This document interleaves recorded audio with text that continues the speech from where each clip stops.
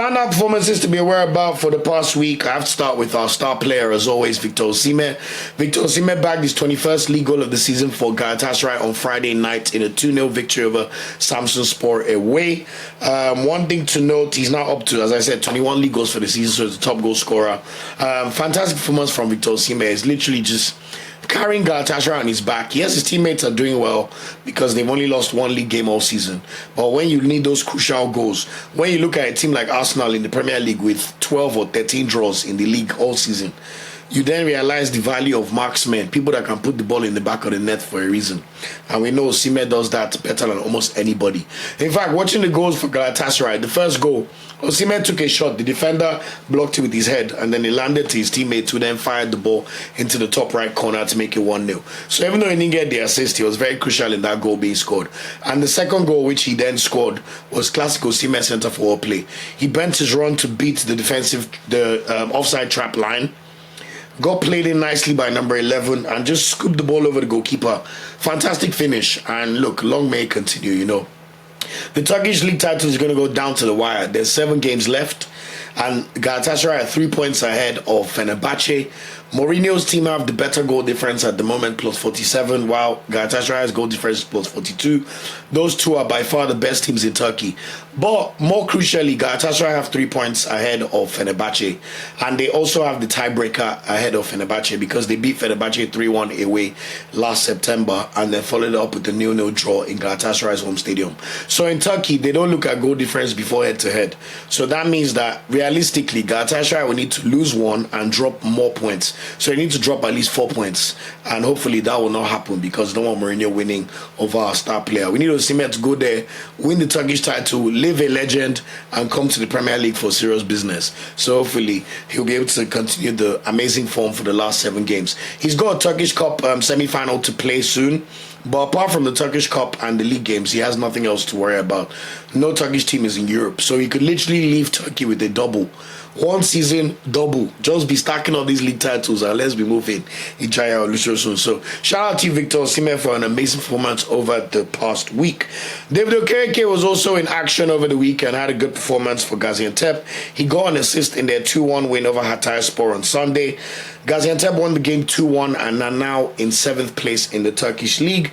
This was a bit of a weak week in terms of our players scoring goals, so we have to highlight some of our good defensive performances or other kind of performances where we see them.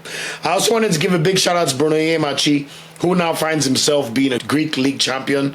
You know, I was always talking about how I didn't want this boy in Boa Vista, and you know, the Greek league is not the strongest, but Olympiacos are one of the best. In fact, the best team, if not one of the best teams in the league. And they've proved it again because they've just clinched the Greek league title. Last year, they won the Conference League. So this is a team with a winning culture. Their owner is the owner of Nottingham Forest. So you never know what this could mean for Onyemaechi's career. But what I particularly liked is he started the game over the weekend as they got a clean sheet to beat AEK Athens 1-0.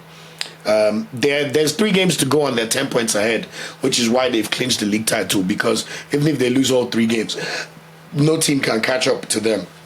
And really nice to see Onyemaechi gradually cementing his place in the starting lineup for Olympiacos. Some games doesn't start, but he always comes on. But at least this last game, he definitely started and made a telling contribution. Also, I want to shout out Leo Balogun for his Europa League performance on Thursday.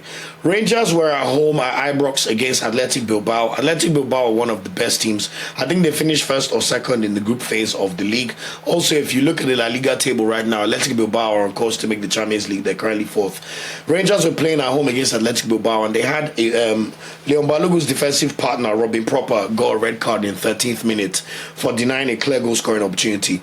Rangers had to play with 10 men for almost the whole match.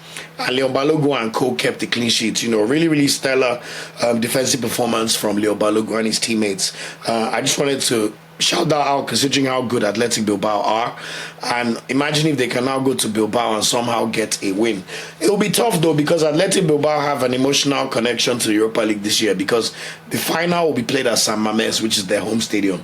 So even though it's unlikely for Rangers, at least they've given themselves a fighting chance. So long may that continue, and let's see how the second leg gets on Thursday.